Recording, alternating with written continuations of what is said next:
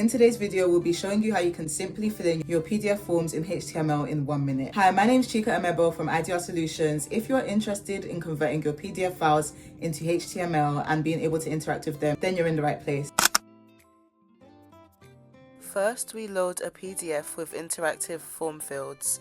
FormVu renders this PDF right in the browser, so there's no need for any plugins or downloads.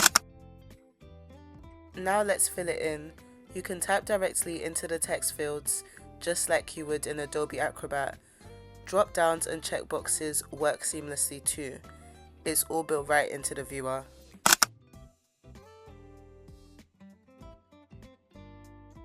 FormVu also allows you to customize your experience.